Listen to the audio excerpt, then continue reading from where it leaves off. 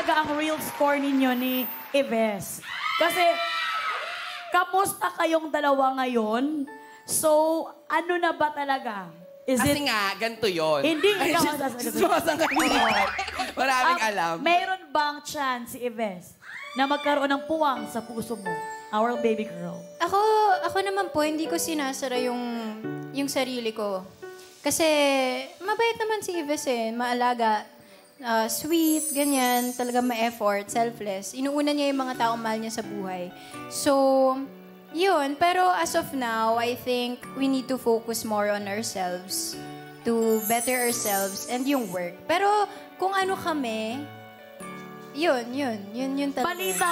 Balita ko sinusundo ka pa ni Yves sa bahay mo, papuntang work. Uy, sa ganyan nagsisimula yan, sa mga pagsundo-sundo. Si Christian ba, sinundo ka na ba?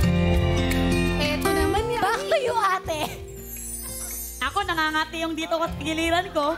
Pagtanong ko sa'yo, nasundo ka ba ni Christian? Uy, sandali lang. Baka mamaya kung anong isipin na... Direk! Baka mamaya anong isipin. Yung video call, napindot ko lang yun.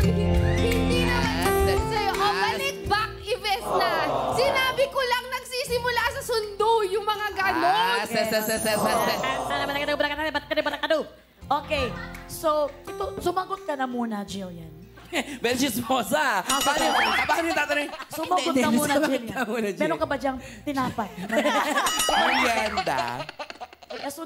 Totoo ba itong sinusundo ka talaga ni Yves? Opo, sinusundo talaga ako. Wow! Tsaka hinahatid niya ako pa uwi. Sundo at hatid pala ito. At hindi lang yan, ha? Hindi ano ka pa?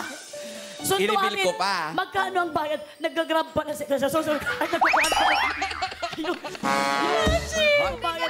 Hindi lang sa hatid sundo. Ano pa? Yan. Eto na, mga kamarites. Ano? Ayan. Diba? Hindi lang siya hinahatid sundo. Ang nakakaloka dyan, may natatandaan ako, may isang parang bazar-bazar. Tapos sa bazar-bazar, syempre kami lang naman nagtitinda doon. Ang kuya mong Yves, nagbantay. Nandun yung nanay ni Jillian, nagtinda din talaga for Jillian. Yeah. Ang sweet naman ni Yves. Ang una na... Pero ang siste, yung kinita, nauwi ni Yves. Charing na. Sahit lang. Bayad pala kay Yves. Hindi. Kung nanonood si Yves ngayon, anong gusto mong sabihin sa kanya? O pagka parang pasasalamat ba? Sa lahat na nagawa niya sa'yo. Tol. Ang cute ng tol, no? Tol ang tawagan nila. Yeah. Ayun. Thank you so much lagi sa pagsuporta sa akin, sa pagtitiwala sa akin, sa paniniwala sa akin, sa kakayahan ko.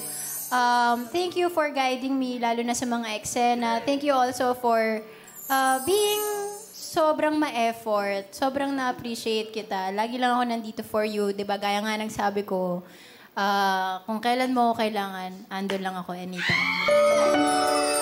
Wow, Jillian, very happy kami. Alam yung baby girl natin sa You're the Boss, parang in love na siya. Well, ibigay na namin yan sa'yo dahil yung ate mo, girl, sa You're the Boss, in love din. Uy, Ma'am Shi! Ay, naku, Wala naman ako sinasabi. In love sa trabaho. In love na sa trabaho. Yes. Ito, tatanungin ko kasi to si Boy Pongkan. Hindi ba?